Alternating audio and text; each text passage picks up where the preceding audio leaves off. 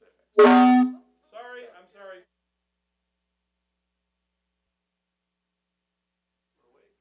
Go ahead. So anything in particular? Usually takes one person to start. Oh, Yes. I'm sorry. I have a 13-year-old daughter. Okay. Besides being a 13-year-old daughter, but it's a little mouthy. Okay. You know, and I'm sure it's something that I'm kind of doing with her. I mean, I've listened to you for years. A friend of mine Okay.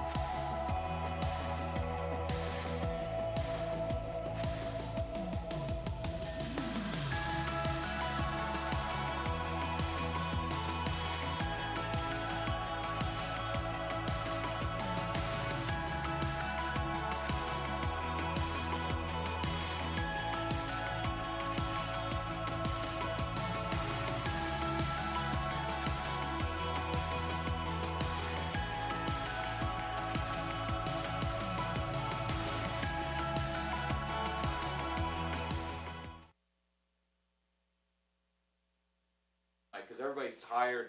So we're going to try to keep this moving. But let's look at that chart really quickly on the first page. It's 3 columns. And the first column is about the need for order. So let me back up and do this. Quick description of strong-willed kids, because that tends to be what we're kind of the kids we help. Because if you have a compliant child, you wouldn't be here, right? Because they're all perfect and boring. So they are, and they ruin things for the strong-willed child, right? If any of you had, how many of you had a compliant child first? Okay, and then you're like, oh, we're such good parents. Yeah. And then the strong-willed child came along, same parents, same environment, and everything backfires with that other child. They're made differently. I like the strong-willed kids. I prefer to have a strong-willed child because in the real world, a strong-willed child is going to do great. The childhood is probably going to be awful, right? School's not made for them. It's more difficult, but the real world is set up for them. If you can just get them there after a short stint in jail, they will rule the world, and it'll be awesome.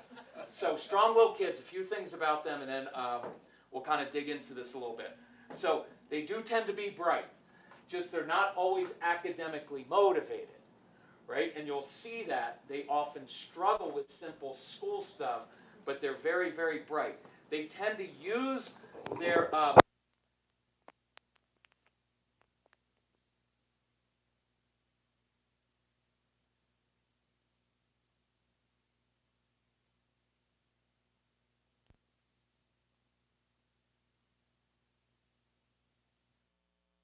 maybe if it's appropriate for the relentless arguers. Got a couple good examples of that. These are kids who wake up with an agenda in the morning. When they wake up, they know what they want and they know what they don't want. And what they don't want is anything that you want them to do, right? And they struggle with teachers because they struggle with authority figures at times. And in the Christian world, you'll hear the label of where they're defiant and they're rebellious. And sometimes they are. But I'd use this word for most of your kids, frustrated. Most of these kids are really, really frustrated. It's not an excuse for anything. It's just that they're very bright. They wake up, they've got an agenda, and it runs headlong into your agenda. And they will fight your agenda. And we're not going to talk, it's not about giving in to them, but we're going to have to you relate to them in different ways, and you're going to have to try some things that are different. And this is often hard for men, because men were like, my way or the highway, it's the way it's going to work. And if you are like that, I will bet $500, I'm putting $500 on the child, because that child will own you. They have an iron will. A 4-year-old is going to own you. And I don't care if you're like 6'4", 250. I'm putting money on the kid. They have this iron will. And so I was raised by a career military father who was my way or the highway approach. So when I became a dad, and I have 3 brothers, we all did this. We were like, well, I'm the authority figure in the home. What I say goes. And the big tall kid you may have met handing out things is our son Casey. It doesn't work with those kids. So I'm going to show you a little bit different way. You'll still be the authority figure. You'll get the respect that you want, because it's number one thing all men want. We want to be respected. Right? But then we end up screaming and yelling, and our kids are like, my dad is screaming at me to calm down, but apparently he hasn't even mastered that skill, right? And then they end up not respecting you. So, strong-willed kids, a couple other things. You won't like this, but I believe it to be true. Strong-willed kids will always choose the harder path. How many of your strong-willed kids will choose a consequence over just doing what you ask them to do, right? How many of them calculate? Like your little ones, they'll be like, don't touch that, and they'll be like, well, what's the consequence going to be, right? And you'll give it, and they'll be like, okay, I'm just going to touch that anyway. How many of you have kids for whom consequences don't work? They literally don't care, and that's all we know as parents is like, well, they do something wrong, give them a consequence. And you can tell them, I'm going to wash your mouth out with Irish Spring, or I'm going to wash your mouth, I messed up my thing there. I'm going to wash your mouth out, and their response will be, can we use Irish Spring, right? And they will call your bluff. So we'll get beyond consequences. Think about this. If consequences really worked, no one would be in jail. Look, if I followed you around all day long and just say, you know what, if you keep doing that wrong, there's going to be a consequence for it, it doesn't change behavior, right? It's we'll get into this later, but a consequence is really just reacting to a child failing and then kind of punishing them for it. So what we're going to get into is, what if I know that my child struggles in a certain area, and instead of just giving a consequence, I give them tools to succeed? So we'll get into that. It's a little different approach.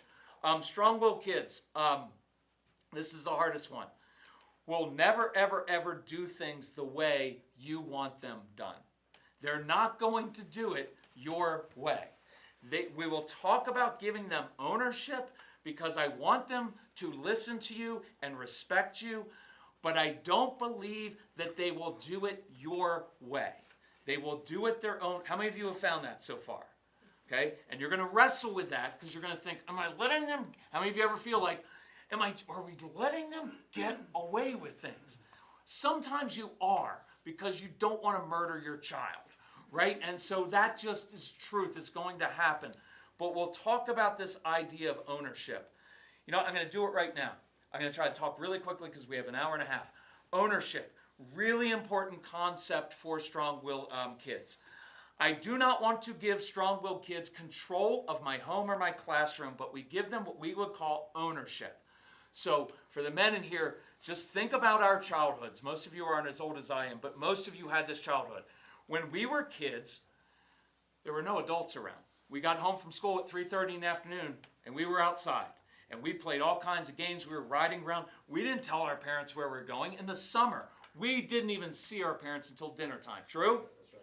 You and I, we did mischievous stuff. We got into stuff. Our parents didn't ask us about our day and everything that we did they? We just got home, right? And we did stuff. You and I got in a fight playing Kill the Guy with a Ball. Remember that game? Yep. Right? For the men in here, by the way, you wonder why your kids can't sit still at dinner and you get upset at them. Because when we were kids, we sat still at dinner. It's because we were outside playing for like 9 hours a day. And we literally beat the crap out of each other. True? So when we came in and ate, we were exhausted. Your kids are exerting themselves, pushing buttons on a screen. So it's harder, but anyway. So we had what I would call ownership of our lives. We got to make dozens of decisions a day without any adults around. Your kids growing up today are micromanaged by everyone. Us, teachers.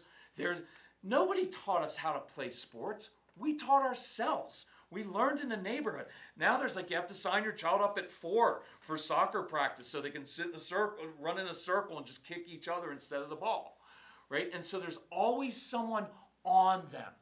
So ownership to me is this.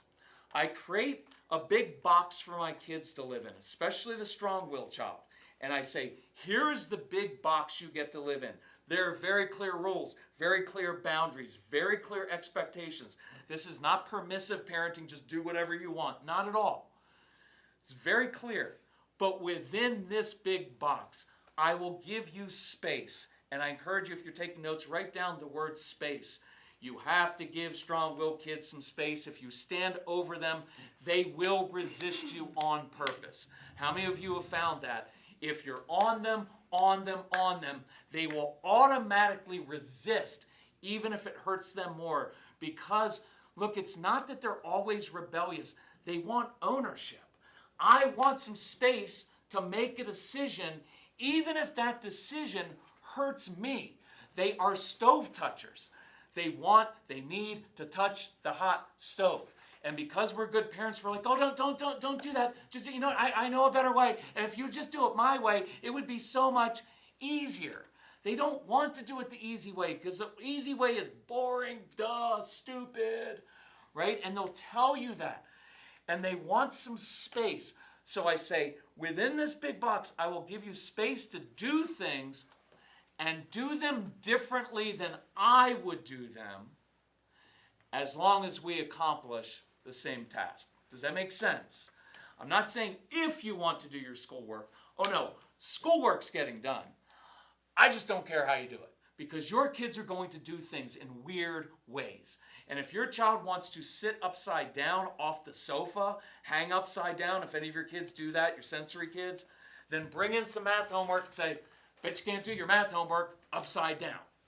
and watch them lay upside down and do their homework, and it'll irritate the out of you because you think that they should sit still at the kitchen table and do their homework like a good little boy or girl. They're not going to do it that way. Teenagers, this is a weird one in the COVID era. I have a lot of teenagers who will do their homework sitting out in the car or the minivan by themselves because they like the space and they can play the music. Can you see your daughter? They want the space to do it. And so doing homework while you're playing catch with them, reviewing vocabulary words, movement is really important for strong-willed kids.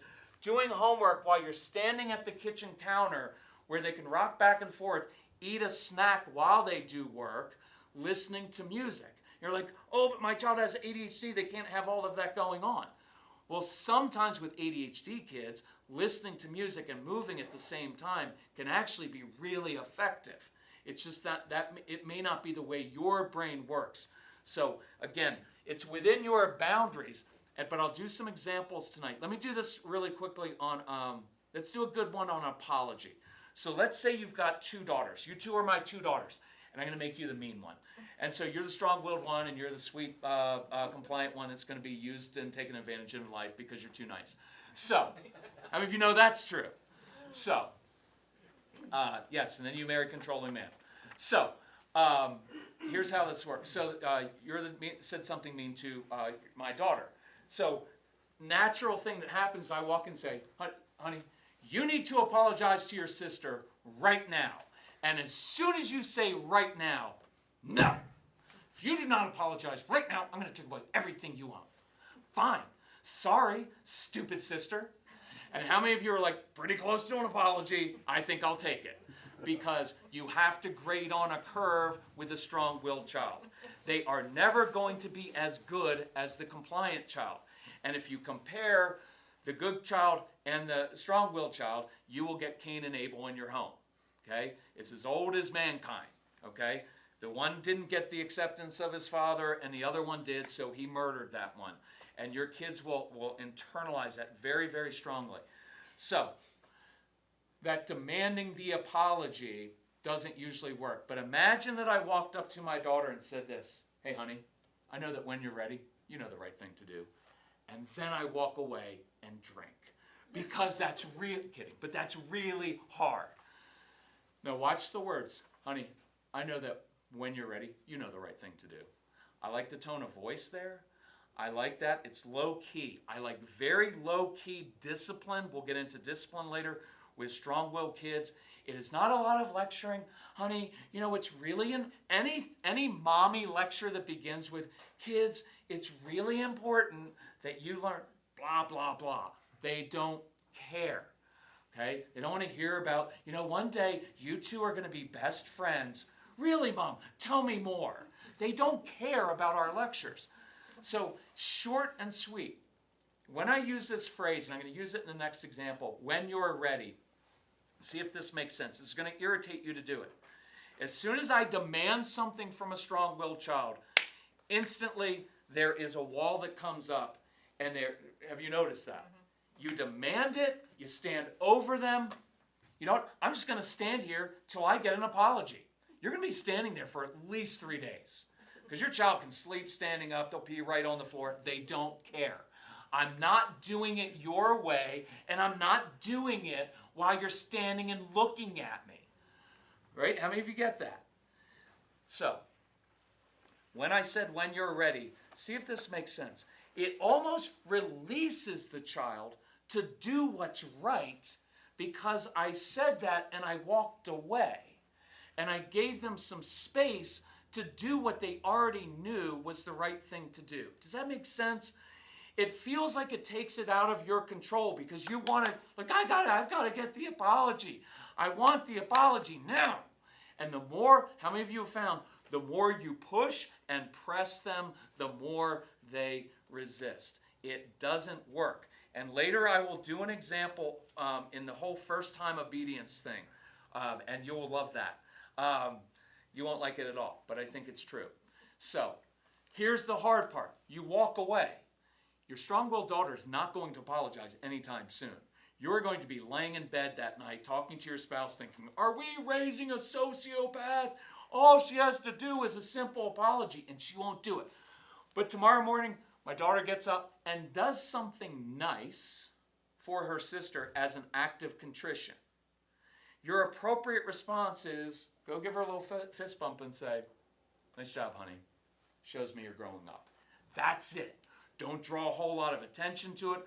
When I praise strong-willed kids, I don't make it overt because they will reject it. How many of you have found that? Because here's what it's, oh, honey, you made such a good choice. And what it sounds like is, we never thought you'd actually make a good choice, and you finally did, so we're going to have a party.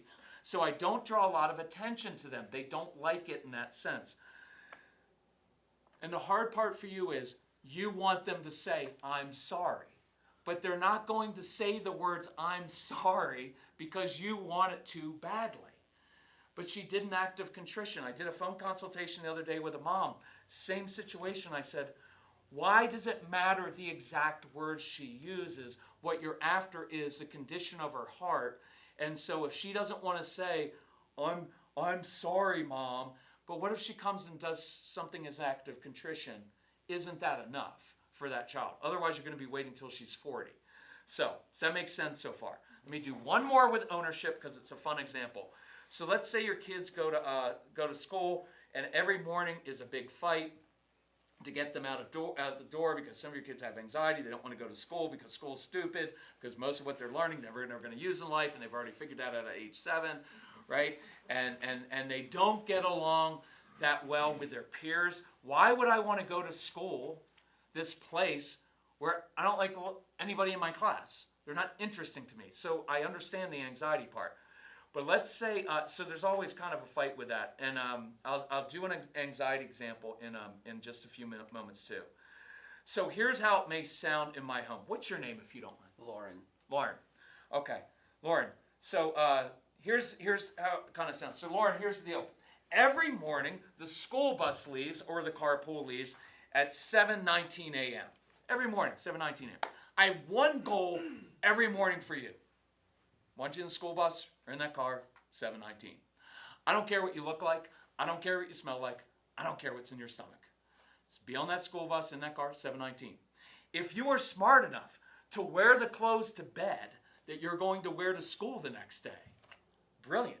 You can sleep until 7:18, roll out of bed, grab that Pop-Tart that I know you hid underneath your bed because you hoard food up in your room. You can run out to the school bus. You don't even have to have your shoes on.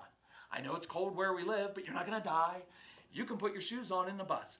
And at the end of the day, if he makes the bus at 7:19, the appropriate response is, fist bump, nice job making the bus. Now, what are you going to be thinking inside? I hate the way that kid gets ready. You are going to hate the way your strong-willed child does everything. Casey is 27 now. He is extremely responsible, but I hate the way he does stuff, right? I want him to get ready. He waits till the last minute. And even at age 27, I'm like, Casey, you want me to run a bath for you? Because I want him ready. Because I'm old, I get ready early. They're going to irritate you. But I ask you to be honest with yourselves. The two things I believe that trip us up most as parents are our own control issues. Because how many of you have control issues? Okay, the rest of you are lying. We all have control issues, right? Especially you, right? And so we want it done a certain way. And I get that. I'm the same way. But you are going to run headlong, one, into other people, and probably your wife first, or your spouse, right? Who doesn't want to be controlled. And so you're going to have to come to terms with, you just want it done that way because that's the way you've always done it. But that doesn't mean it's the right way. It just makes you, it's just that it makes you uncomfortable with the way that they do, right? And then there's the tied into that is our own anxiety. Because you're looking at this child, and whether they're 4 or 13, you're projecting into the future and thinking, who is going to marry this child one day? Who would possibly hire this child? Because they're not capable of doing anything. How many of you think that, right? You get a child that gets in trouble at preschool, right? Because he can't sit still in circle time. And you get the call from preschool, like, oh, they can't sit still in circle time. You're like, that's okay, because circle time's stupid. Because after you're 4, you don't have to sit still in a circle. Right? Nobody at your office today is going to be like, Frank, 3 o'clock in the conference room, circle time, right? It's not a real skill. But you start freaking out because society and churches sometimes put a lot of arbitrary standards on our kids that don't matter. Why do you have to sit still in a circle? And I promise you, if you have a toddler who's strong-willed, just get ready for the phone calls. Well, your son doesn't pay attention in class. I tell him to stop, and he just walks around the class. Yeah, I know, because he's 4. Because his job, look, toddlers are not supposed to be effective or productive or efficient. Their job is to make messes and explore, and then we put them in this situation like, go sit, and all the little compliant children who have no brains, no curiosity, who just like to people please with everybody, make our kids look like something's wrong with them. The truth is, if you really think about it, our kids, look, if I were a teacher, I'd send home a note to the parents of the compliant children and say, I'm concerned about your son. He literally sits in my class all day long and just waits for me to tell him what to do. He has no initiative. He never blurts out because he has no creative ideas. He's not a leader. He's a total follower, right? He colors within the lines, right? Like, what's wrong with your child? Maybe you need to medicate him so that he's a little bit more interesting. Right? Seriously, think about that. Is that not kind of true? You could get the same letter from the teacher about your child and say, I love having your daughter in class. She challenges every single thing that I say. You know why? Because she's a good thinker. Because she just doesn't take the regular answers. She's always looking for more, and she's curious. You know why she blurts out? Not because she's rude, but because she has ideas. And because also she struggles with remembering things because she has trouble with short-term memory. How many of your kids? Okay, so great, short-term memory. The only time you need short-term memory is in school to memorize information for a test and then forget it. In the real world, you don't have to have good short-term memory because you can make notes and write things down. You need to be a good thinker. But our kids get in trouble. Look, it's really hard for these kids because it's kind of like life is against them early on. Like, hey, you know every weakness that you have, we're going to exploit that in the early years in the foundational things. So everything you're not good at, we're going to measure it. So sitting down, memorizing information for a test, following directions, listening to a teacher talk about boring stuff you're never going to use in life that you don't care about. No offense to teachers, but that's a lot of what it is, right? Getting along with kids your own age, participating in class. How many of your kids don't want to participate? So kindly talk to the teacher and say, don't call on her. She doesn't want to answer. She doesn't want the attention. You know, nobody in your office is doing like every day, like little thing like, Jim, do you want to read for this report? Like, you know what I mean? It just, anyway. So relax with that. So our anxiety causes us to project into the future. And what happens is, especially when you start getting into like 4th grade and above, is we get on our kids all the time. And once you have a middle schooler, does anybody have a middle school child? Right? All we do is, you know, why can't you do that? And everything becomes, why can't you do that? And we focus on only the things that they're not doing well. And when Casey talks to kids in middle school and high school, what they say is, my mom and my dad only notice the things that I don't do well, but they never notice what I do well. If you're taking notes, I would write this down to start doing even from an early age, strong-willed kids especially. Affirm your child for what they're doing well. Because here's what we do. We kind of miss it or say, hey, nice job with that, but. And as soon as we go to but, we just negated everything else. I will tell you, I'm 54. I've done a lot of things in my life, but the best way to motivate me is to tell me, hey, doing a really good job with that. I will work really hard for you. But if you start picking out all the things I'm not doing well, I'm either shutting down or I'm going to tell you to go yourself. Right? It's just, but with kids as parents, we're like, I think that my job is to walk around and find everything that you're not doing well and tell you how you could do it better. And then we wonder why our kids aren't like, Mother, thank you for your wisdom. I appreciate that you love me so much that you nitpick literally every freaking thing in my life, right? So, but we don't realize it because we kind of think that's what we're supposed to do. But kids, they're human. It's still relationships. And I sometimes joke, like, what if I came to your house and pointed out every single thing you could have done better. Because that meal you fixed, you used some ingredients, not organic, right? I don't know why you would feed your kids those things. Anyway, like, you didn't work. None of you in here worked as hard as you could have. That whole thing, like, my child's not living up to their potential. Who is? How many of you are living up to your potential? If you are, it's only because you had very low expectations. Everybody could always be doing more, and so inadvertently, though, the more we get on our kids, the more they tend to shut down and resist. So I just encourage you to try it a little bit different way. So anyway, back to that example. So look, if you want to wear the clothes to bed at night, you're going to wear to school the next day, awesome. I don't care.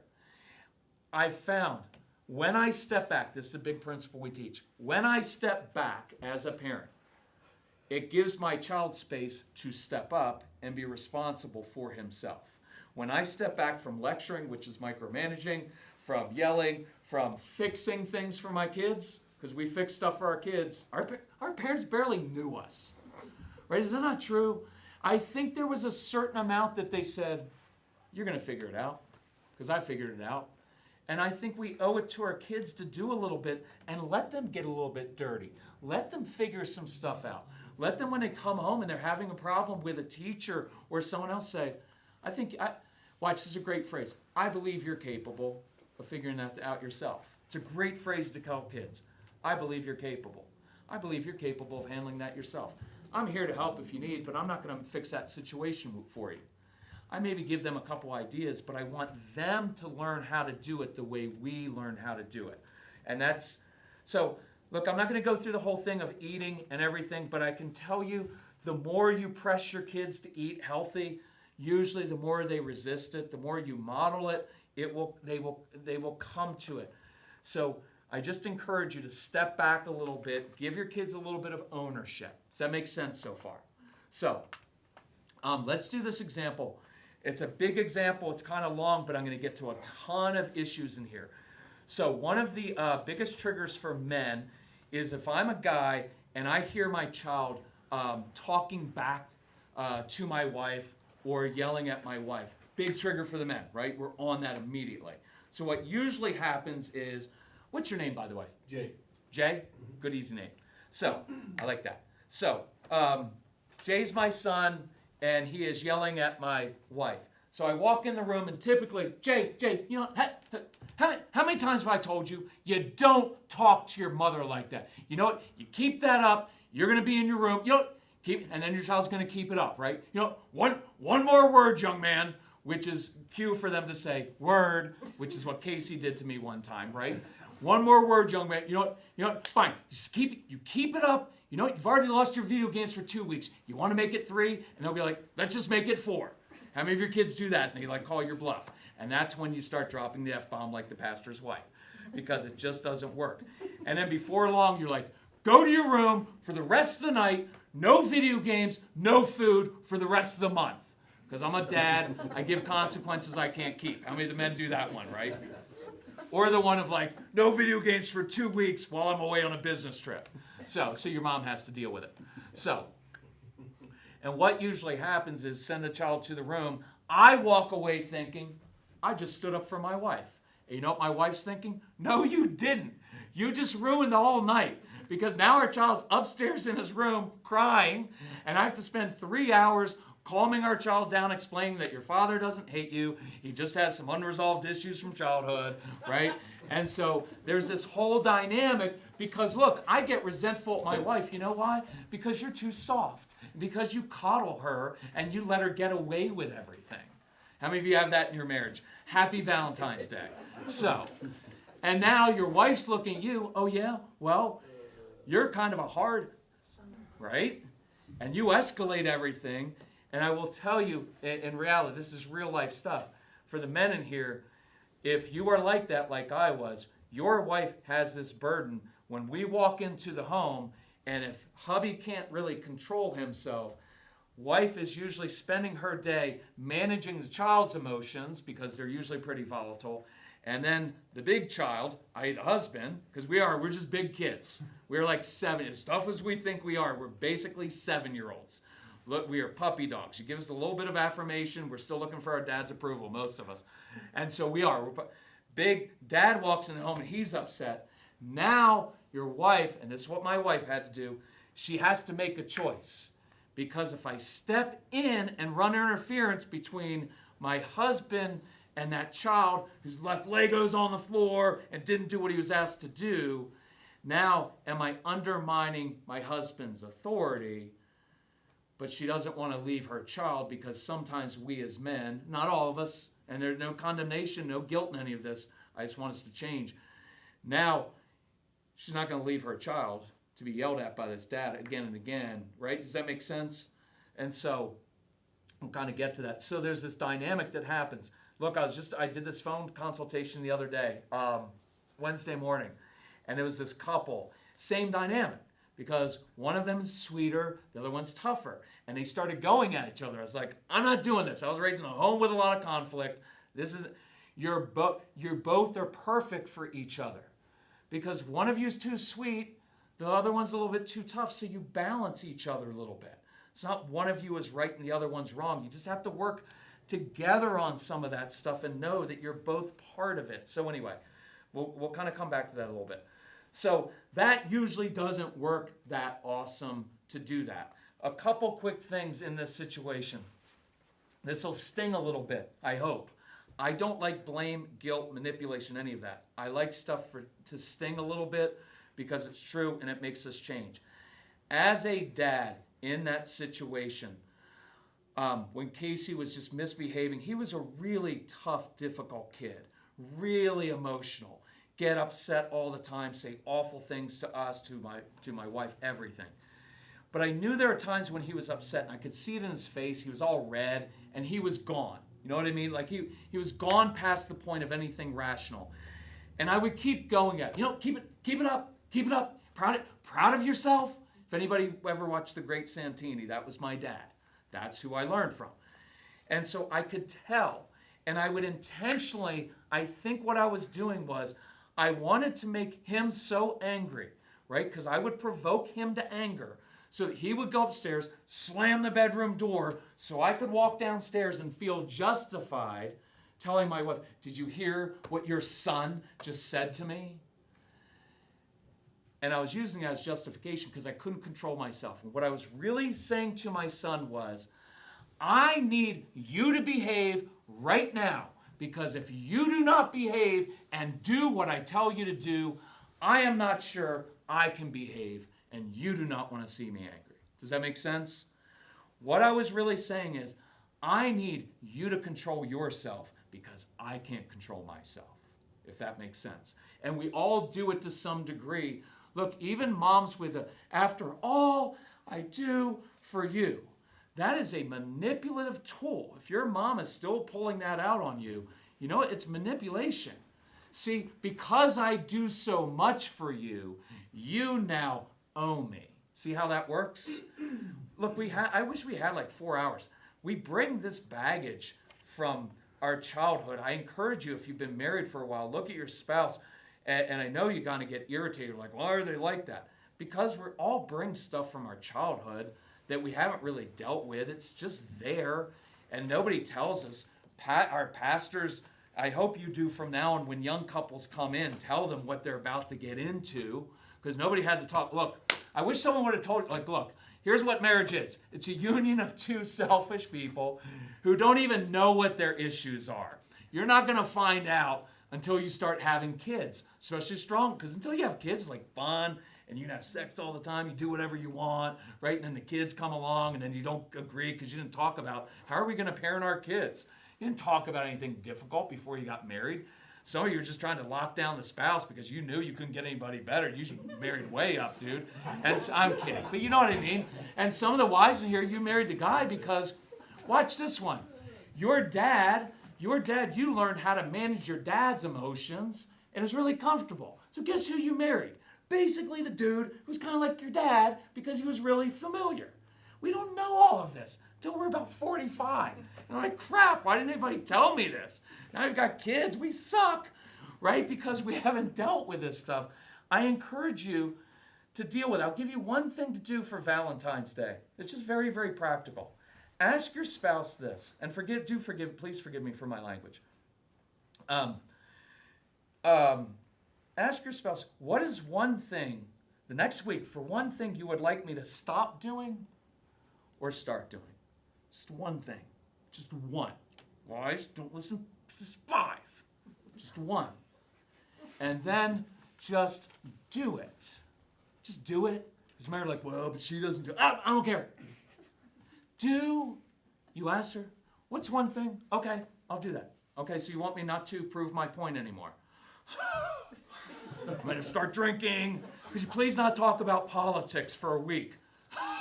What are we going to talk about then? Because that's all I do is complain about whatever. Anyway, for 1 week, and then just see. And then if your spouse honors you with that, then that's a good thing. And just try that. Because that's a very practical, doable thing of one thing, and then you're honoring and you're listening and you're doing that. Make it easy for us. Get a win. Don't do something like, well, I just want to feel connected emotionally. Most men, we have no idea what that means. All it means is we made nachos and watched the football game, and I was feeling it, right? And that's not what our wife meant. So, simple stuff. So, look, I'm getting older now, and so I'm realizing the older I get, the more I realize how flawed we are as human beings. The older you get, and life slows down a little bit, and you're like, man, we put Band-Aids on literally everything. You're just struggling. When you have little kids like that, you're just doing whatever it takes in the moment, and you don't even know like what you're doing. Be very, very gentle with each other and be patient with each other. It's a good thing. You're as messed up as your spouse is, and you just don't know it. So I am more messed up at age 54, even though I've done a lot of work. You just become aware of stuff. So, can I tell you one thing from my childhood? So Casey and I, we stay in hotels a lot when we travel. And a little while ago, he mentioned, he's like, Dad, like, why are you so quiet? You're like a ghost at night. Like, because I'm older, I got to get up and use the bathroom. So he's like, why do you tiptoe around? And I was like, I don't know. And then I figured out, when I was a little kid, we had creaky 1950s floorboards. And if we got to go to the bathroom, my dad heard, because you lived in small houses then, he would yell, who's up? And I remember, because he was career military with a deep voice, being 7 years old and running and diving under the covers. Boom, boom, boom, boom. And so I'm 54 years old. And you know what I do? I still tiptoe at night. And I didn't even realize that's why I was doing it. There's stuff, so just be patient with each other and work on this stuff together. So let's look at a different way to handle this situation when Jay's yelling at my wife. So first couple principles. Before I do discipline, I need to de-escalate. Because there's no good discipline happens when I'm upset and they're upset. So I need to de-escalate the situation first. So, very good phrase that we use, it's called this. Motion changes emotion. Motion or movement is a tool that helps kids calm down. We use way too much talking with our kids. Honey, do you want to talk about your feelings? No, not really. Just want to punch you in the face. Right? We think that they want to talk. How many of you have found the more talking you do with an upset child, the more upset they get? And do you want to talk? Honey, do you want to identify your feelings? Right? How many of the husbands, if you're, honey, do you want to identify? Yeah, I'll identify them. Kind of hatred and resentment towards you, hubby. Those are my feelings right now. So you don't have to talk through everything. Sometimes modern day culture, we talk way too much about everything. And I'll give you, this is a caveat. My wife is a therapist, so we believe in therapy. But sometimes we do way too much therapy with kids. Well, we just want them to go in and talk every week about their anxiety. If a child goes in and sees a therapist every week about their anxiety, you know what's going to happen? They're going to be really, really anxious. We don't have to talk about it endlessly. We need to do things, right? Oh, you struggle with it? Oh, watch, and this, please write this down if your child struggles. Normalize it. Of course you're anxious.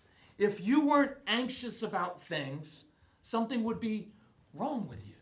It's normal. So how many of your kids have anxiety about going to new places? Of course you're anxious. You're going to a new place, there's all kinds of weird people, you don't know them. If you weren't anxious, see, that's settling. So there's nothing wrong with me? No, it's pretty normal to be anxious. Stomach a little bit upset, right? You don't want to go? Good. That's exactly the way you're supposed to be feeling. Then I give them a tool to deal with the anxiety. So I'm just going to skip to this example really quickly. If it's going to a new Taekwondo class, I'm not going to try to, oh, honey, you're really going to like Taekwondo because it's really going to be a good class and you're really good at hitting and kicking people, and here you get to do that in the class for real, and I think you're really going to like it, and your brother did and he was really good at it. And all that explaining just makes kids more anxious. The number one tool we use for anxiety is this. Wherever your kids go, have another adult give your child a specific job to do. So if it's Taekwondo class, go a few days ahead of time. Go to the new place before all the pressure is on. Because your kids, I don't know if you've ever noticed, if they walk in and they're slow processors and they're absorbing everything. But if we go a few days ahead of time and they walk in and they can see the place and I can say, hey, Mr. Taekwondo, listen, my son's going to be in your class next week. Loves helping other people. How many of your kids love helping other people? Just not you. Do you mind if I'm just blunt with this stuff? And you can take it or leave it. Your strong-willed kids, I believe, are not going to do their chores. They will not do their chores. They're not. They're not going to do their chores. But they will do stuff for other people all the time. Casey was virtually useless as a child. He didn't do anything at home. But from the age of 12, he had a job outside the home. And he was phenomenal. And he showed up early. He used to referee ice hockey games. He'd be for the 6 o'clock a.m. early morning games. He's on time. Yes, sir. Did everything I want him to do for me. Never did it for me, but he did it for other people. And what we finally wrestled with was what we're trying to get him to be is to grow up to be a responsible adult.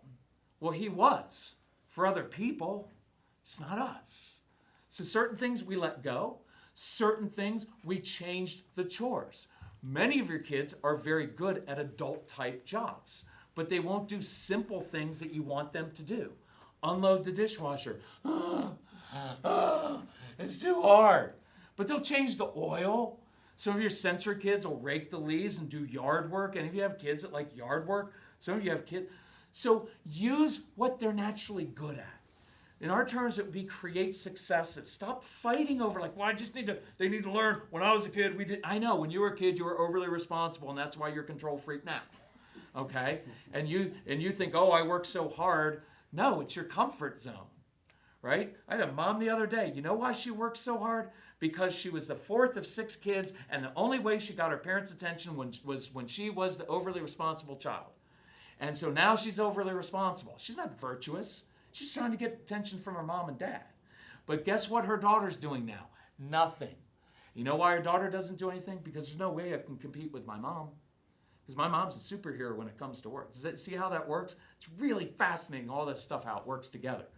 So give your kids adult-type jobs, right? If you've got 3 kids, they're not all doing the same number of chores. The strong-willed child is not going to do his chores because he is going to pay one of his siblings to do the chores and manipulate the other one. And your really appropriate response is, that's good thinking, my friend, because doing chores is boring. You're too smart for that. And with your big brain, you started your own little business and you earned money. And so you paid your brother. That's called delegation. It's what you're going to do one day because you're going to own your own business. Because God knows you're never going to work for anybody else because you hate authority figures. You can't follow directions. So when you own your own business, you're going to hire the compliant kids who did really well in school and like taking orders and following directions because you don't have to pay them much money and they'll do whatever you tell them to do. And with your critical thinking skills, some people call it manipulation, I call it influence, you manipulated your sister into doing the chores for you. That's good thinking. The real issue in here is the daughter who allowed him to manipulate her because she's getting taken advantage of, but she's allowing that to happen. And if she doesn't change that pattern, she'll grow up and marry a controlling man. True? That's just the way that it works, and it's going to make you, this is awesome. I love making people uncomfortable. The strong-willed kids are going to make you so uncomfortable because sometimes especially in Christian circles, we think everything is so black and white. I encourage you to read through Scripture sometime and watch who God really blessed.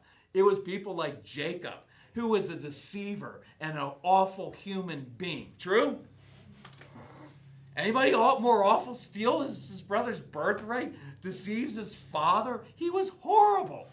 And he's one of the fathers of our faith. It's like God says, like thinking, my friend, I can use that. I'm not really filled with integrity there, but there's something in there that I like and that I can choose. They weren't all. Moses was a murderer.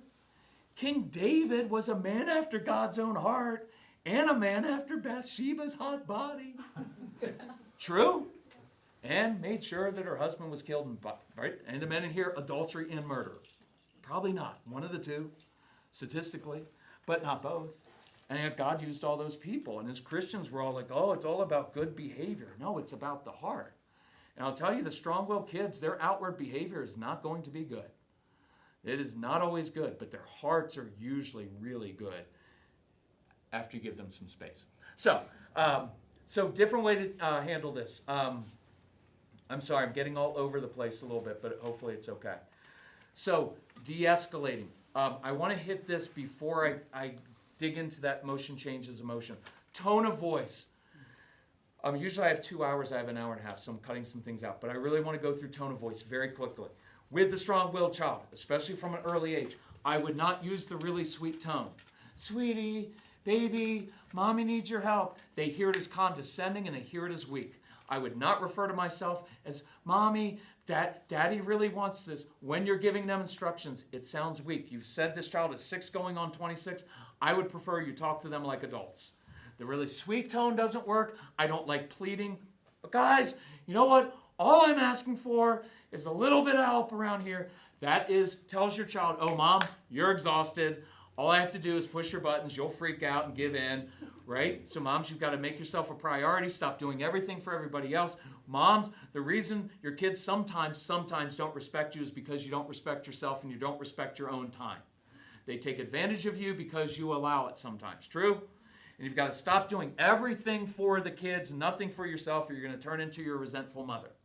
Okay? It is a very selfless thing to do to say, when I take care of myself emotionally, physically, and spiritually, then other people don't have to manage my emotions for me because I did that. For those of you who are Christians, Jesus did that himself. He retreated often away from his annoying disciples. He took time to himself because he knew, when I get out among those hordes and all those people and they're pressing on me, right? I always kind of joke about this. If Jesus had been a modern-day mother, he would have been on the cross like, see what you did to me? After all I do for you and you nail me up here. He didn't do that, right? Is that not true? That's what moms would say.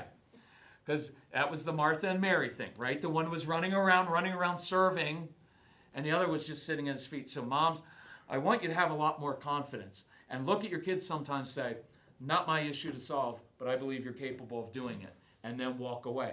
I want you occasionally to sit on the sofa, and when your kids are like, Mom, I'm hungry, let them know you've got 2 legs and 2 feet and go to the kitchen, get yourself a snack. And when you do that, I would like a snack and a glass of iced tea.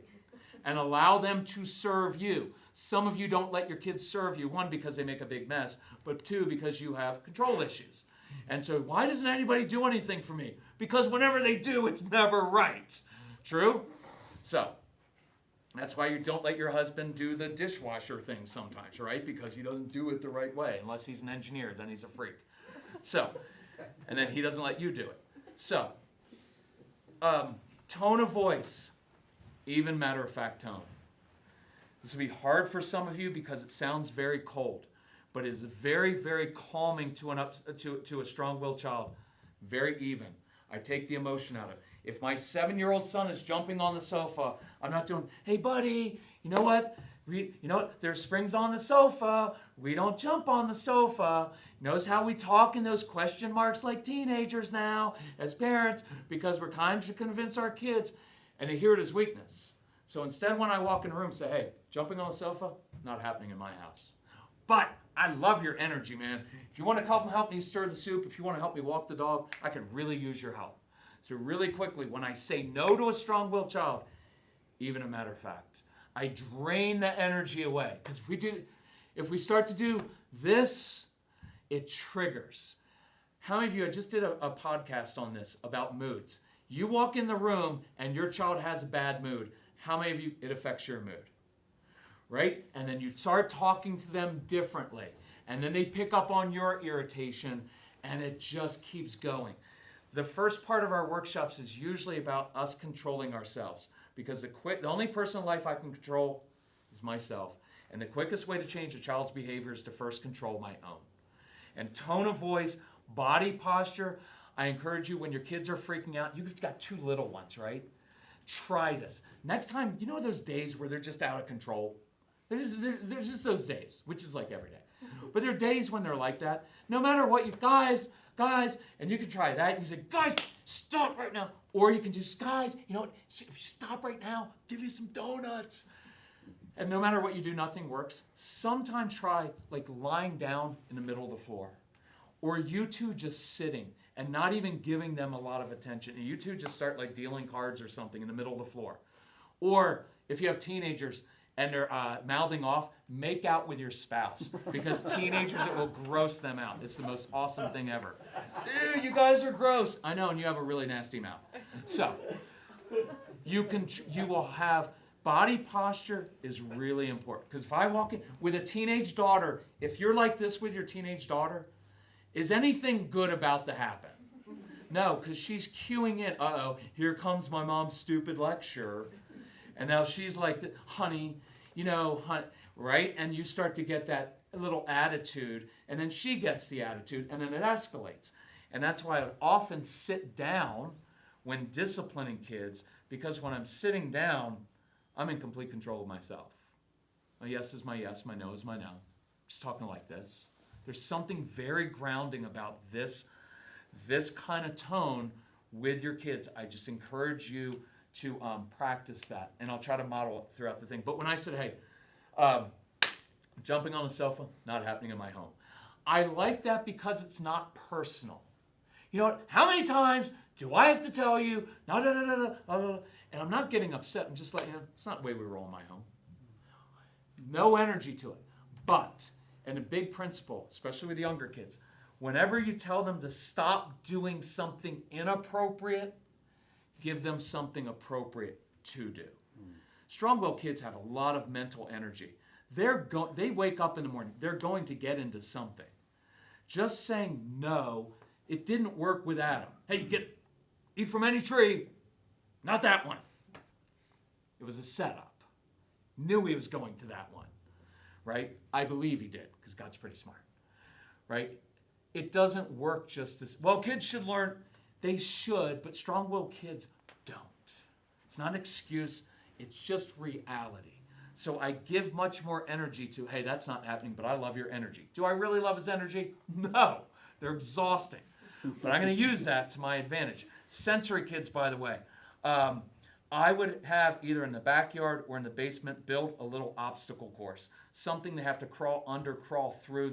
For those of you who have kids who love physical pressure, it doesn't have to be expensive. Something cheap that they have to do. I would wake them up in the morning and tell them, hey, your breakfast, hit it outside in the obstacle course. Who cares if they eat outside? It doesn't matter. I know it's a little bit cold here in Idaho, but your kids would love being outside. Just know that they're not going to put a jacket on, right? How many of your kids come downstairs with shorts on in the winter, right? How many of you moms lie to them and say, oh, honey, you can't go to school like that because you'll catch a cold if you don't wear a jacket? That's a lie. You don't catch a cold from cold weather. It's from germs. You're just embarrassed that your strong-willed child makes you look like a horrible mother in front of everybody else. True? It's your control issue. So let them go. They're not going to die. They get cold at the bus stop. They'll steal another child's jacket. At the end of the day, you can say, you know what? Fist bump. It's called being resourceful, my friend. So, which it is. Okay? You may not like that, but read the Bible in a different way, and you'll see all kinds of stuff in there. That's really cool. No, God honored a lot of stuff. Anyway. I'm a little bit more understanding of the strong-willed kids. I'm a rule breaker by nature. I don't like rules. I love Idaho.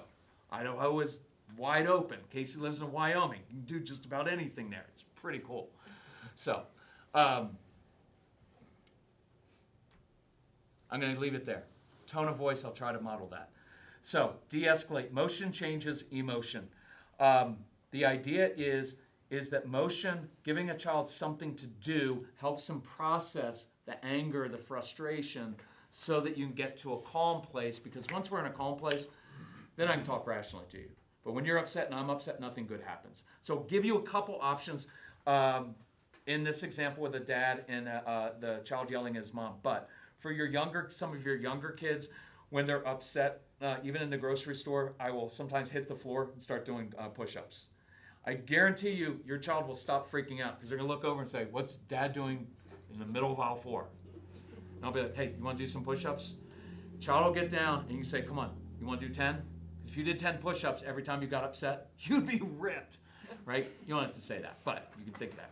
But I'm leading, watch, this is leading the child to calm. What we typically do is, you need to calm down right now. Usually doesn't work.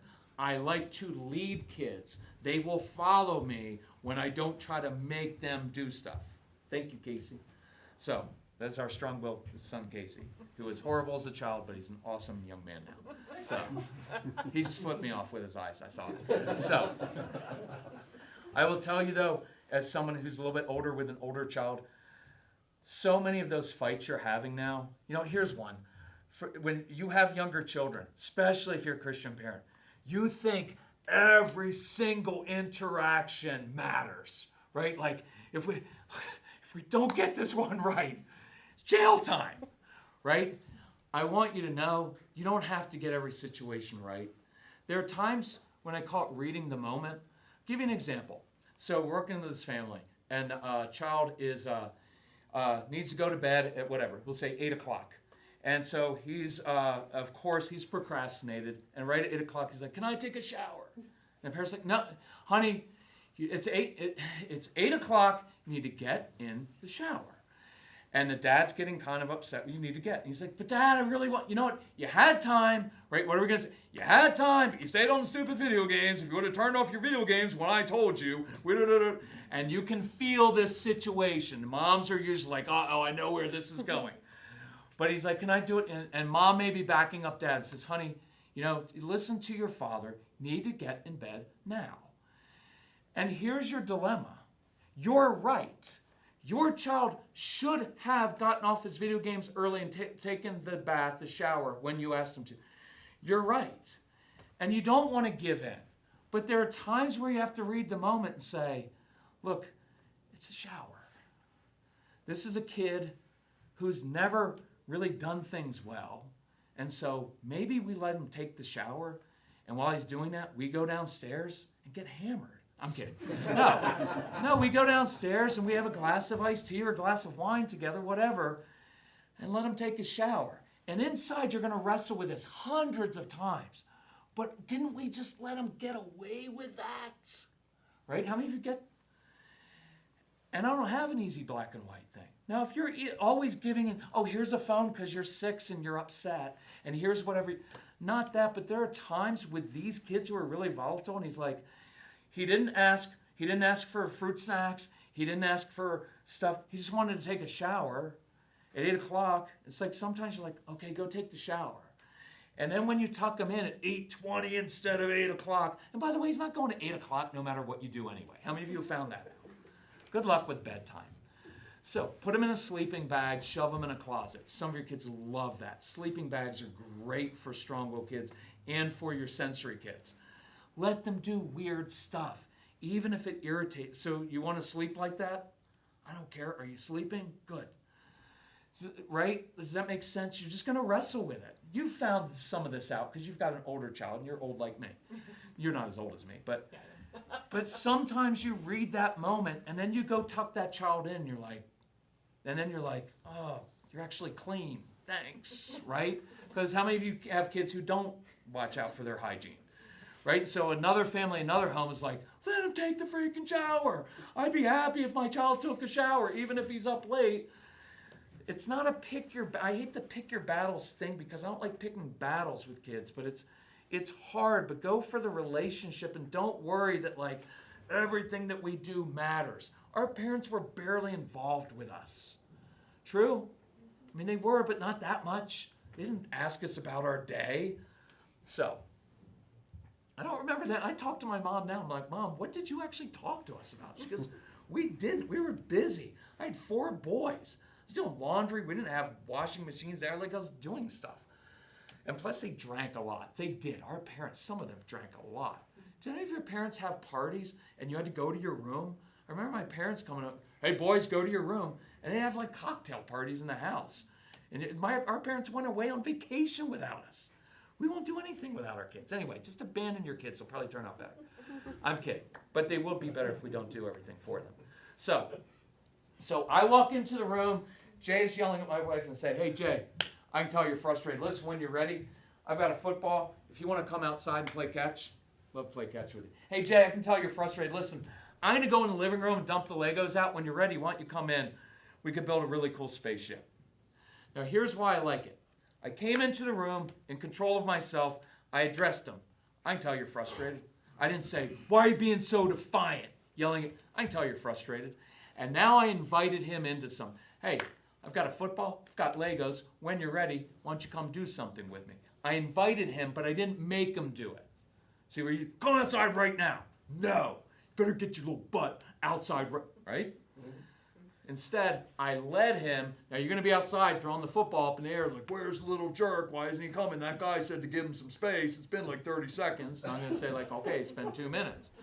But go out there and watch for the men in here. Part of the reason sometimes your kids don't respond to you is because, and I'm not picking on Jay on this, but because they're afraid of us, right? By the way, for the men in here, let go of the eye contact. Look at me when I'm talking to you. Well, he's not looking at me, honey, that's disrespect. No, it's partly that sensory kids aren't really good at looking adult. I will look in the eyes when we're talking, but when I'm giving a presentation, I think, if you ask me a question, I think best when I'm looking down. That's why I don't like Zoom calls. People are like, oh, can we do a Zoom phone consultation? I'll be like, not if you can see me, right? Because I don't want you looking at me while I'm thinking, because I do weird stuff when I'm thinking. And many of your kids, that's why I like doing stuff with them, sitting next to them, going for a walk with them, playing catch, building with Legos, because I'm sitting next to them, not staring. We need to have a talk about your behavior, young man. What are your kids supposed to say? Of course, why don't we just have a meeting every night at 7 o'clock and you can tell me all the things I did wrong during the day? Why don't we do that? Because I was on red on the behavior chart all day at school. Why don't you go over that with me again and pound me on that? And then you can go over and tell me why I'm red at home too. And I'll be depressed and hate myself because nobody likes me.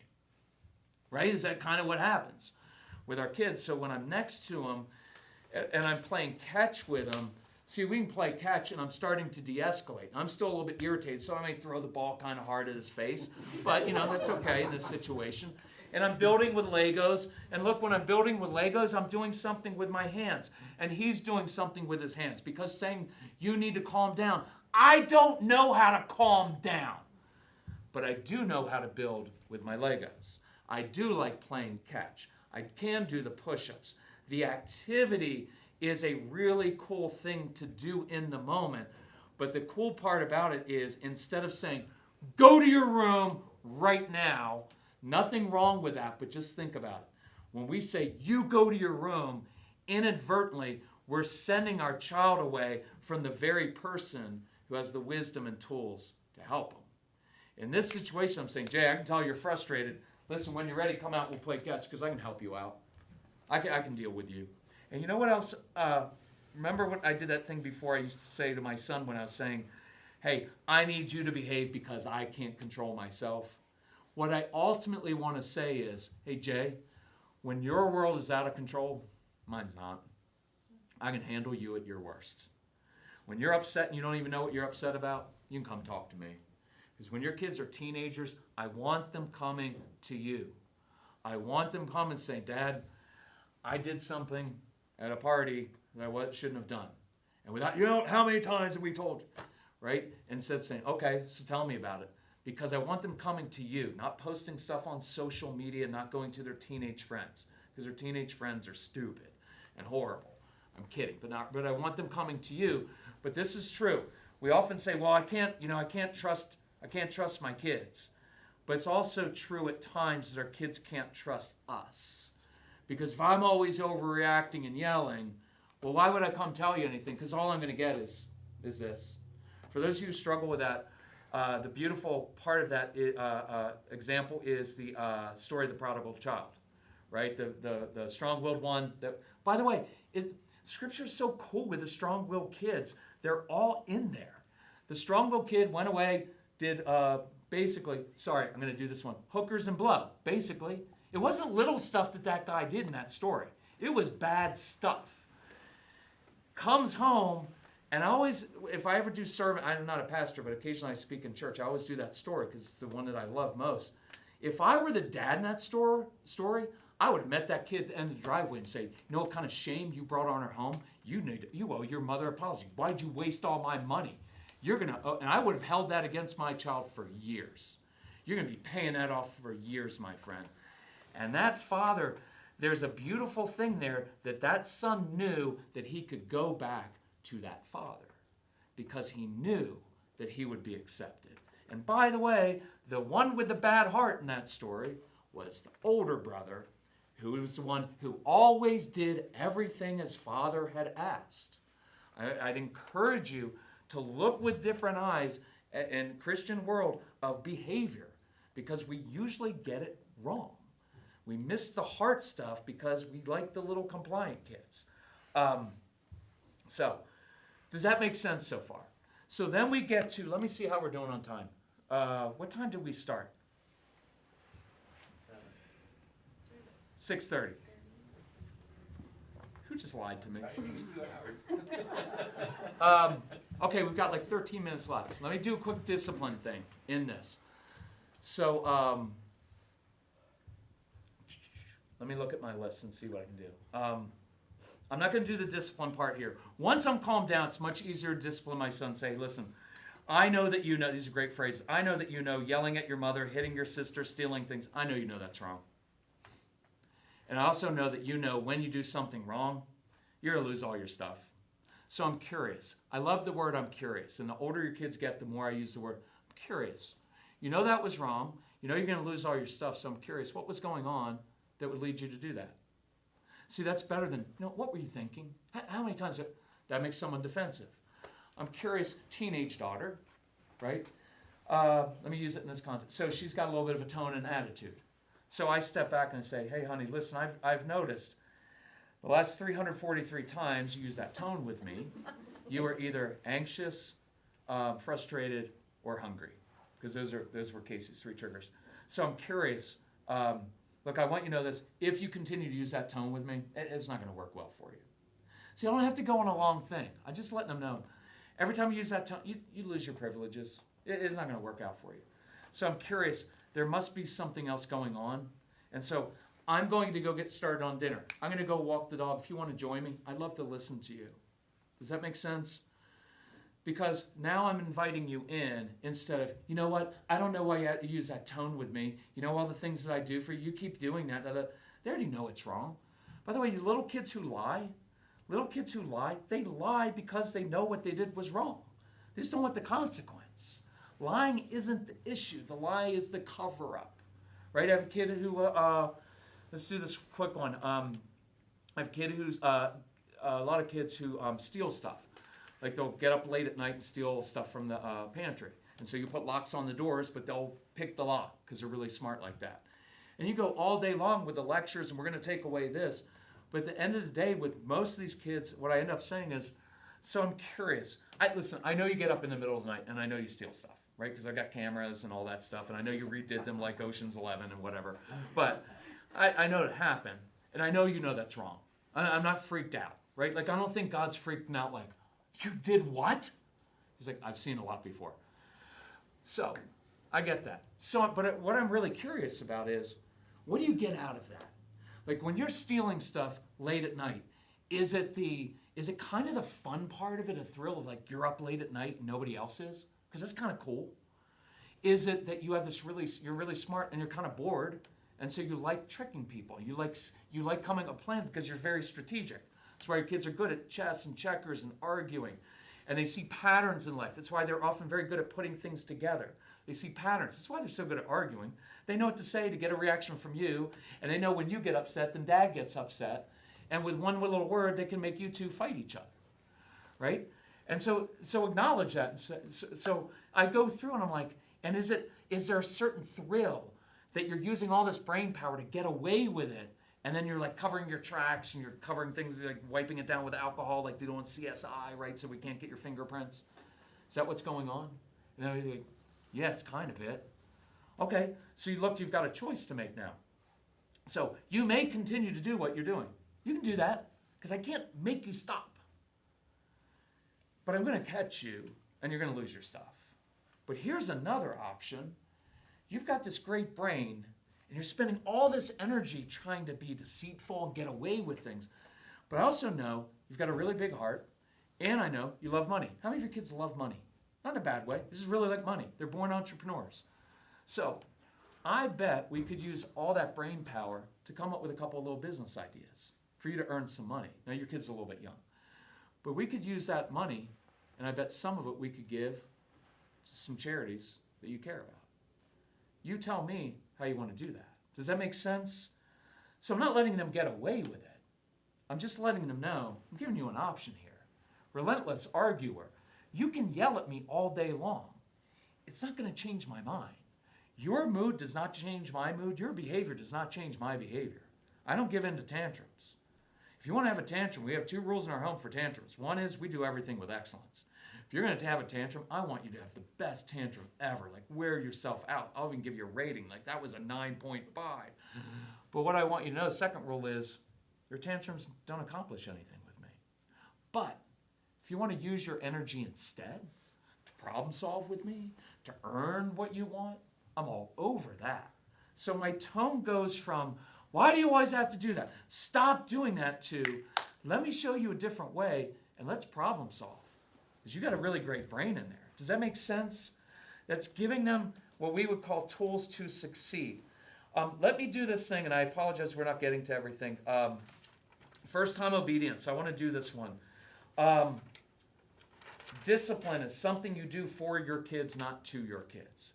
I like being firm, even, and matter of fact. I like setting kids up for success, though, and I like giving kids lots of tools. I'll give you one example of the tools thing. I usually do 3 or 4. If I know that I have a child, how many of you have kids who struggle with focus and attention? Right? So guess what? They're going to struggle in school, right? Or if you're homeschooling. And so this is one tool that we use in the classroom. It's a sensory strip, double-sided tape. On this side are some little textury strips.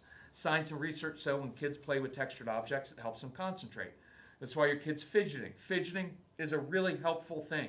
Many of you, the whole time I've been speaking, you're bouncing your feet, you're moving, playing with things with your fingers, you're doing all kinds of stuff because it keeps your brain awake. So we take this, it costs like 12 cents to make in a classroom, put it underneath the child's desk, and the child can sit in class and fidget with this thing all class period long. It doesn't make any noise. You can't whack another kid in the face with it. It's a tool to help the child with concentration. So instead of yelling at them all day, why can't you pay attention? Why do you walk around the class? A tool we use in class is giving kids jobs. If you have a child who moves a lot and his legs are always bouncing, he's not sitting for 45 minutes straight. So rather than being like, Lauren, why can't you sit still? If you can't sit still, we're going to put you on red on the behavior chart. And I'm going to tell your mommy. And then she's going to lecture you all night about sitting still, even though it's unnatural for a child to do. But what if instead I pulled him aside and said, Lauren, I really need your help. Listen, when I'm in class, when I'm teaching, my mouth gets dry and I need to drink something. And I know you've got a lot of energy, which is going to make you wildly successful in life, just a pain to teach. So you should leave that part out. But it's going to make, so when I do this or this, it's our secret little signal. You're going to come up and get my water bottle, take it to the back of the room, refill it, bring it up, sit on my desk, and then sit down. Because you're a good helper. You up for that?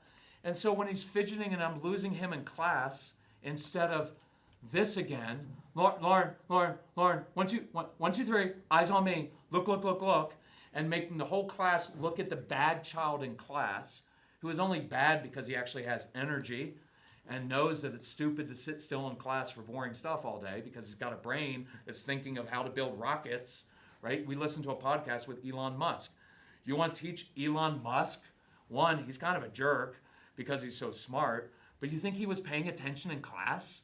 Probably not, right? So I just gave him a tool, and he refills the water bottle, and now instead of, you're such a bad kid, hey, thank you, you're a good helper. Does that make sense? Giving kids tools. So let me do this quick thing on first-time obedience. How many of you, we're led to believe, or have been taught, or just thought from Scripture, kids are supposed to be immediately obedient. Okay, this is the way most of us raised. This does not represent the views of this church. They may disagree with me, and they can be wrong. And I'm kidding. No, but we have this view of this that creates false expectations, especially among Christian parents. Like, I personally, is a trigger word for me when parents talk about obedience. Because, like, well, we want our child to grow up and be obedient. Was that your number one thing? Yes. I was like, well, what about having compassion for other people? How about loving other people? No, we want obedience, right? It's in us as parents. It's like our first, we want them to be obedient. I was like, why did Jesus want us to be obedient? Was it just to follow his rules all the time? Or is it so we'd be like more like him because he said the number one commandment is love God and love other people, right? Like, and I'd encourage you, it is very strong, especially in the Christian community, of like obedience, obedience, obedience. I'm like, well, why do you want them to be obedient when you come back to it? Well, you want them to be like Jesus. Okay. Anyway, there's a subtle thing that gets in there all the time. And so we look at everything our child does wrong and we label it disobedience, rebellion. Those are strong words. And sometimes that's why I remind people of toddlers. Toddlers are not going to be obedient that much. Your little guys wake up in the morning and they're just, the world is new. So, well, honey, you got to put your shoes on. You got to do this. And he's like, there's something interesting over there. Or I want to make a mess, and it's all new. Casey and I were out, because Casey's trying to teach me how to ski. And in the line, two little boys punching each other like hockey fights, which was awesome. We were egging them on. I was like, if they weren't doing that, if two little boys aren't wrestling, something's wrong with them. True? They're supposed to do that. That's what they're supposed to do. And the mom was like, kids, you need to love each other. I said, they are loving each other by wrestling with each other. That's what they do. And so as soon as the mom turned around, guess what they started doing? And they were tiny, so they couldn't even throw punches. It was awesome. They were like the little rock'em sock'em robots, for those of you who are old like me and remember that. So, I don't even know where I'm going with that. But I want you to relax, encourage you to relax some. Your kids are going to do what you do. Well, I want my kids to be grateful, so I'm just gonna lecture them all the time about how they're not grateful. Oh, that'll help. Instead, you live a grateful life. Do you want your kids to be merciful? Well, then let them not hear you talking about other people in your church, right? Because that's how churches split, right? Is that not true? We just talk about each other all the time because it makes us feel important. Well, did you hear about them? Maybe we should pray for them. No, rather, let's just talk about them because that's much more fun because that makes me feel much better about myself. So, then be merciful. Casey learned everything from us, not by our lectures, but just by, they watch everything that you do. They notice whether you leave a tip. They notice how you address people that are serving you. They notice every little thing. And so you don't even really need to teach them much, but you live it out in front of them. So let me give this example. So when Casey was little, we were big into that obedience thing. We need to learn to be obedient. So when I walked in the room, I said, Casey, I need you to do these 3 things right now. What I wanted to hear from my son was, of course, Father, I wasn't having a good time texting or playing video games. I was hoping you would give me additional chores so I could learn the value of hard work and responsibility, sir. How many men in here, that's all you ever want to hear from your kids? And I guarantee the strong-willed child is never going to say that until maybe they're 35. So get over it, Jay. So they're not going to do it. They're not going to do it. Instead, here's the reaction. Ugh, duh, chores are stupid. I'm not going to. You know what? You will not only do your chores, you will do it with a smile on your face. That's another Christian one. You're going to do everything with a happy heart. You don't do everything with a happy heart. I don't either. I don't need you to be happy. I just want you to do what I told you to do. If you're miserable raking the leaves, I'll pop some popcorn and pull up a lawn chair and watch you be miserable. I don't need you to be happy. Just do what I told you. True? We control each other's moods all the time. Your spouse doesn't want you to control her mood. Oh, honey, you're just overreacting. There's no need to be upset. Really? I'm married to you. That's reason enough, right? You don't have to fix everything. Men, another thing for Valentine's Day. You don't have to fix anything. honey, here's the perfect validation. Honey, if I were you, I'd be really frustrated too. And then, shut up. True, wives? All you want to know is that you're not crazy, right? And that nothing's wrong with you. You should be frustrated. You've got 3 kids. You're married to me. The fact that you're still here is a miracle. You are the best mom ever. Please tell your wife that almost daily. You're the best mom. I'm a lucky man. I have the best mom. You know what? You know what I realized? We were doing a phone consultation. I'll kind of wrap this up. And if you need to go, go. And if you need to kick me out, kick me out. But I want to hit this. Doing a phone consultation with this mom. And I realized, like, in their family, she was full-time mom. Hubby goes to work every day. And he's like, hey, he does a good job. Because you can measure it at work. How do you measure whether you're a good mom? You know what percentage of moms feel like they're doing enough? 0. Moms always have more. Moms lay awake at night thinking about their kids. You think hubbies do? We don't think about that.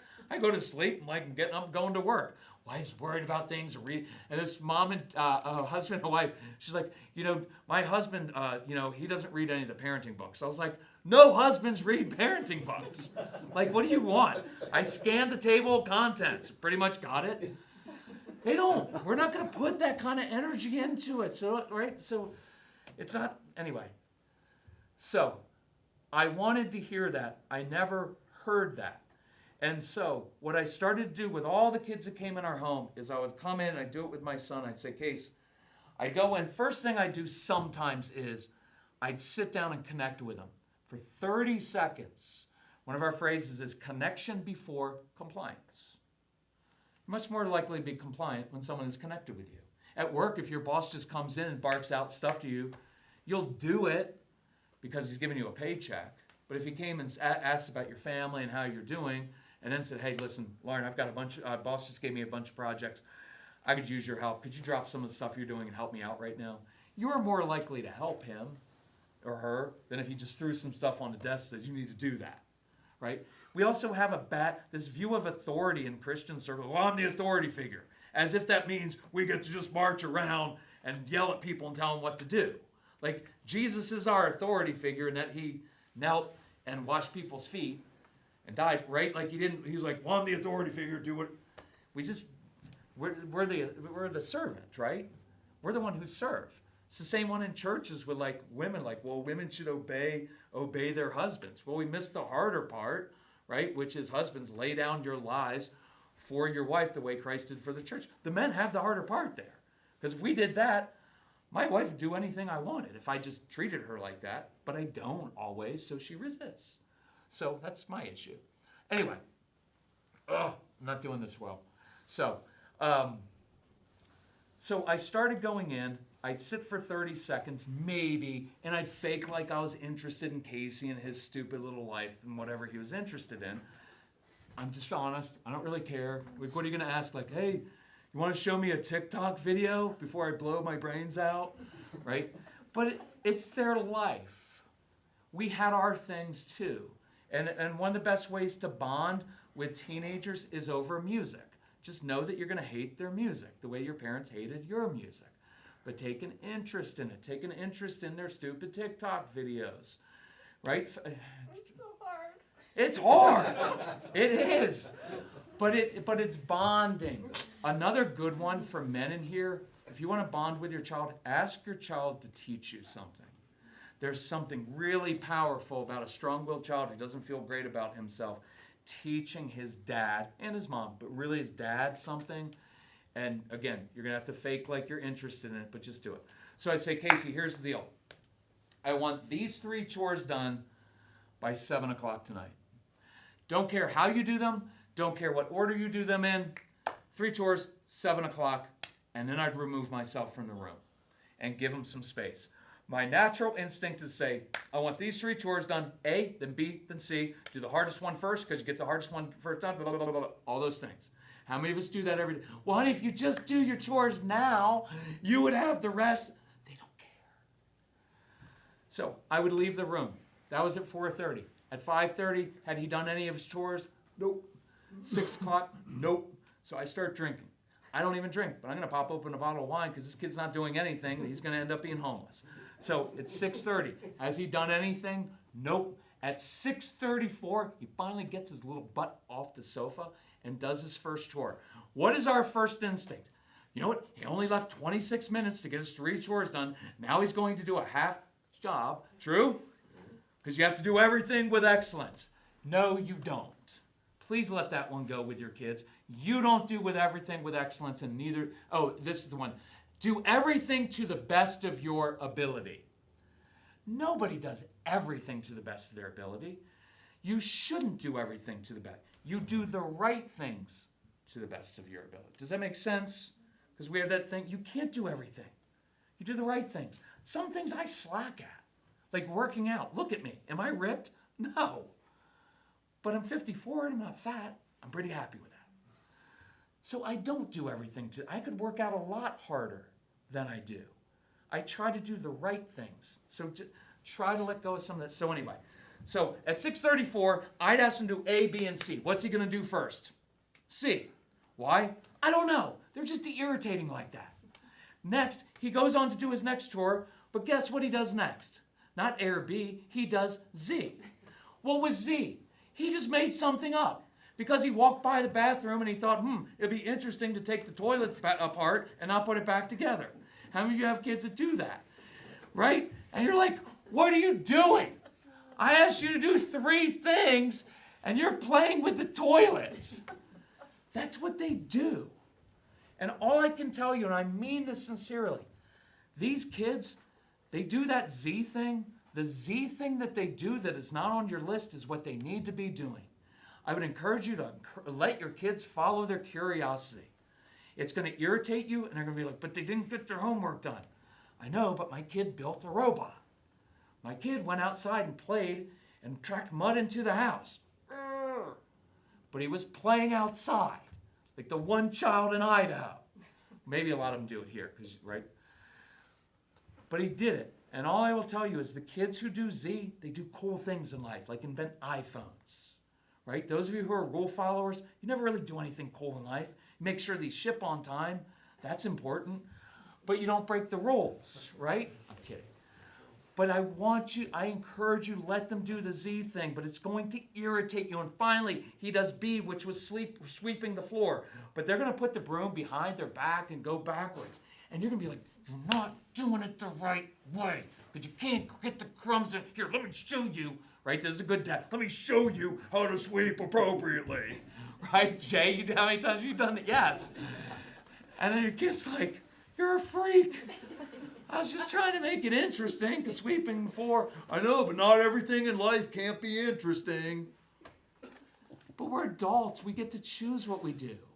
Your kids don't get to say, like, listen, this school thing's not for me. That was good. I quit jobs I didn't quit. I got fired from jobs because I wasn't good with authority figures. And so, but I got another job. Your kids don't get to decide, hey, the school thing, going to school with kids your own age, not my thing. Think I'm going to do something else. They don't have options. So finally they do A at 6:59 and 59 seconds. And your appropriate response is, Jay, nice job doing your chores. But you're not going to like the way he did it. And you're going to have to grade on that curve. And I'm fine with tough discipline is, listen, if you don't get the 3 chores done, I run three services in this home. Meal service, taxi service, laundry service. I'm not going to feed you. I won't take you places. Seriously, you're not going to take me to my soccer game? No. 3 chores, my friend. Even matter-of-fact discipline. Really? You're not going to let me go to my game because I didn't do that? Mm-mm.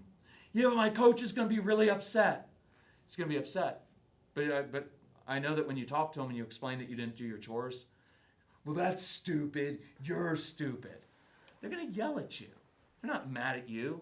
They're mad at themselves. Does that make sense? Anyway, I need to close up because we're late. It's 8:07 or 8:08. So here's the thing.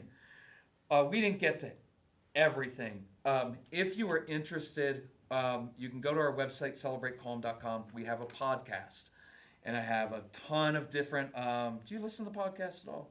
Well, now you have to lie. You're like, no. I've never heard it. But anyway, a lot of different topics. We have a free newsletter we send out with like scripts you use with your kids. If you're interested, do that. If you are ever interested, I'm not going to do the whole thing. We have a whole stack of CDs. You guys, did you get those at the? You didn't get them? No, you stink. So anyway, we have a whole stack of stuff on discipline, motivating kids, everything. You look at it on the website. It's usually really expensive, and you'll probably think this is expensive. It's like 10 or 12 sets, and we give you the marriage one for free. I just didn't go through it because I don't want to do a big pitch tonight. If you're interested, either now or at another time, on the website now, I think they're $189 a special. We're doing Get Everything We Have on this page is 6, 8, 9, 10, 11 programs for $99. If you're interested, you can see Casey somewhere out there. If it's down the road sometime, email us.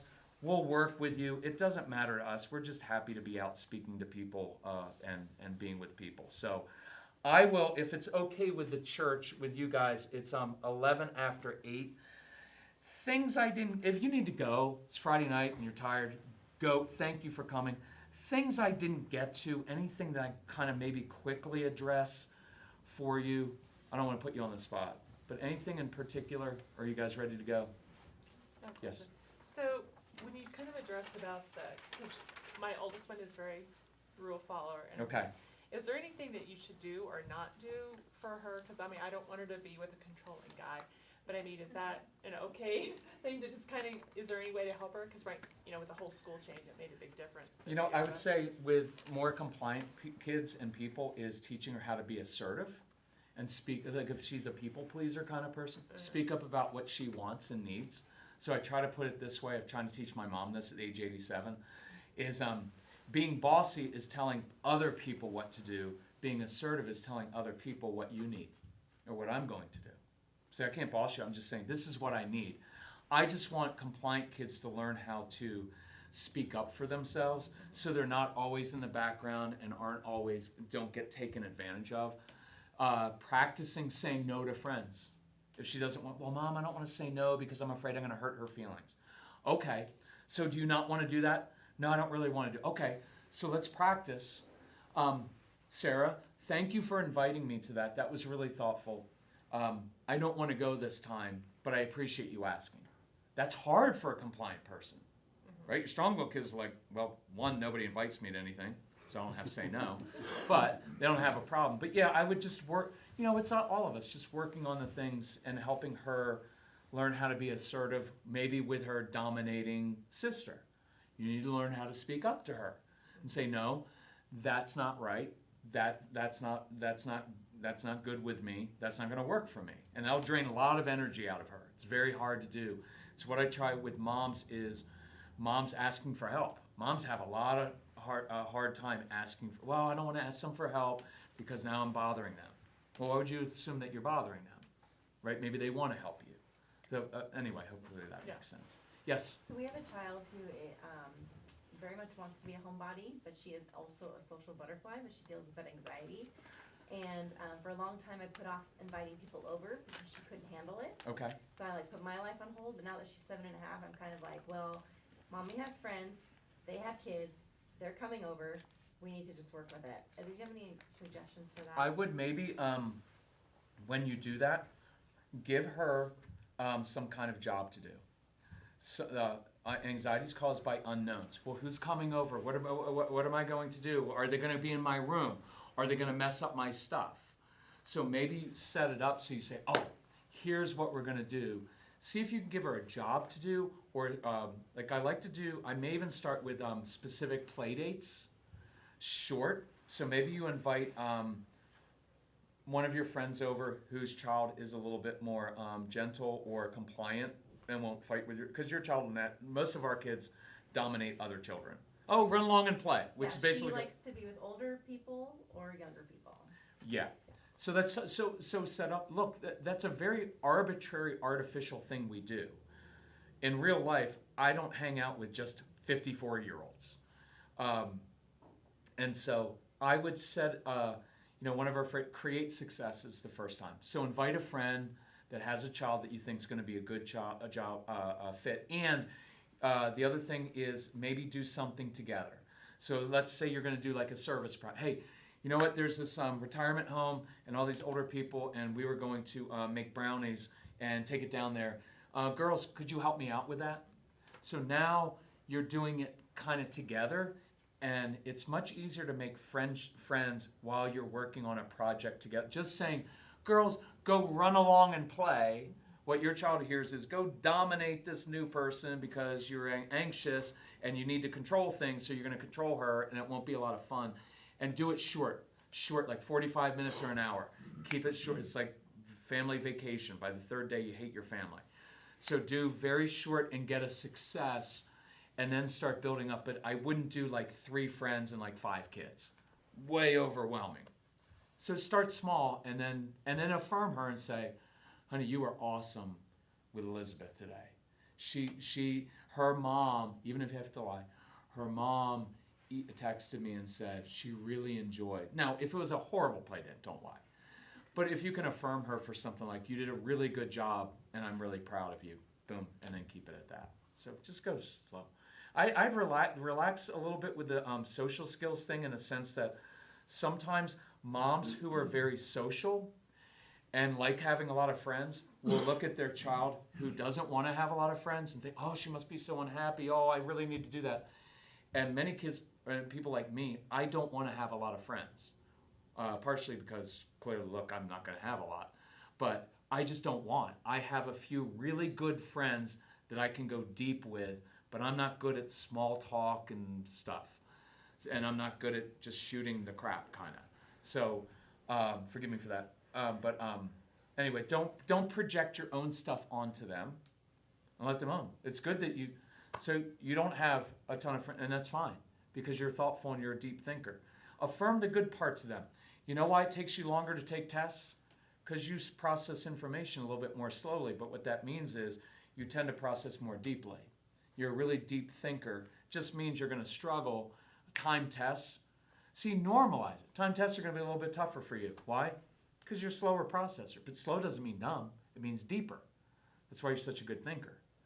You're going to struggle with tests because you struggle with short-term memory. That's fine, because you don't need short-term memory in real life. Just need it in school.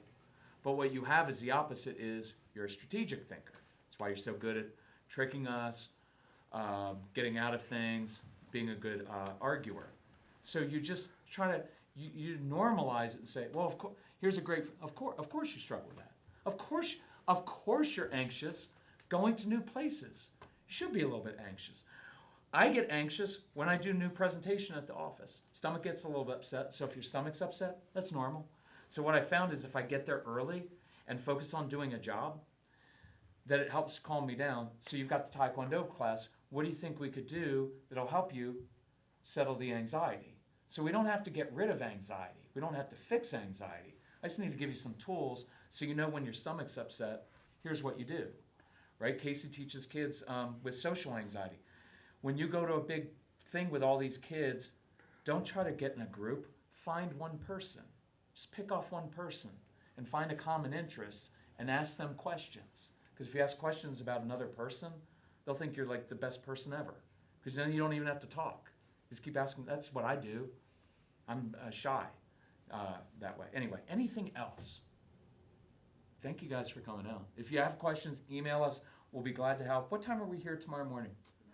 9 o'clock, 9 to 10:30. It'll be roughly the same presentation, but if you know anybody that would find it helpful, send them out. And anyway, thank you. Yes? I was just going to say, what about a teenager that just, I know this is normal, but like, just... Pushes your buttons? No, like, makes you feel like the worst person, like, criticizes you to the point of like, bringing you to tears. Okay.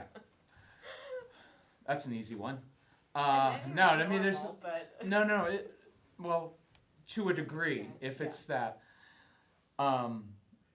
If I don't get to it fully, email me or whatever and go a little bit deeper. Because usually when any human being is mean to another human being, it's more about themselves and they don't feel great about themselves, so I'm going to put other people down, right? And so I would say for teenagers, what we didn't get to is internal motivation, and my quick little formula for that is try to give kids, as they get older, an opportunity to use their natural gifts, talents, and passions, what they're good at doing, with little kids, with animals, with seniors, serving other people, and accountable to another adult. They won't do anything for their mom and dad. My mommy wants to do it, I don't care. So I try to get them. I'll give you a quick example. We had this teenage girl. She loves soccer, really good with younger kids. So we went in the community. Mom found a soccer coach and said, hey, I've got this girl, my daughter, she's 11, and she loves soccer, great with little kids. You're clearly overwhelmed with all these little kids on the field. Would you mind if she came out and helped you out with practice? And so the coach went to the girl. With your kids, you have to get another person. It can't be your idea. Oh, honey, I think it would be a really good idea. Oh, stupid idea, Mom. Not going to do it. The coach came and said, Rebecca, I've heard you're really good at soccer and good with little kids. I've got all these little kids. Will you come out Tuesday night? Maybe you can help me with practice. Because they'll often do things for other people that they won't do for you. So this girl goes out, and this is a girl who is shut down, won't do any schoolwork, bad attitude, teenage girl. So she goes out. Guess what happens that Tuesday night? 6, 7, 8 little girls come up and give her hugs at the end of practice. Why? Because your kids who are good with younger kids, they have a gift. And little girls love an older girl because older girl's kind of cool. And what does this girl feel for the first time in a long time? Someone likes me. Someone loves me. I have a gift. I have something to give. The coach says, hey, Rebecca, you're really good. Could you come out Saturday morning, help me out? We've got a game. She comes out Saturday morning. After the practice, 2 sets of parents come up to this girl and say, Rebecca, I don't know what it is, but my daughter, all she does is talk about you. And she's struggling in school. Would you consider tutoring my daughter?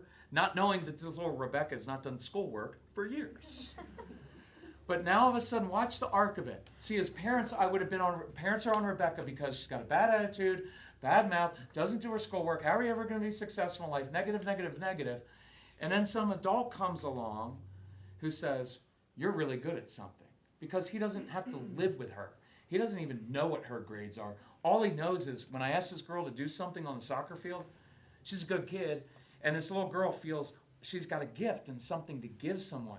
Like when we work with kids that are struggling a little bit with depression, be like, it's not just about talking about it. You have to, when you feel like you have something to give someone else, that takes a lot of the icky feelings away in life. When I have a mission, I don't know the deeper story, but I can guess that making your mom feel bad isn't like a life goal there. There's something else going on inside. And so your teenager, I imagine, is just taking it out on you because you're the safe place, because they don't go doing dad, because if you did that to Jay, you pound him, right? But moms will be like forever, like my dad, I don't even know if he loves me now, but my mom will always love me. So that's why you see in divorce, you can have like the worst dad ever, and the kids will love that, will be loyal to their horrible dad and treat their awesome mom like dirt because they know my mom's never going to leave me.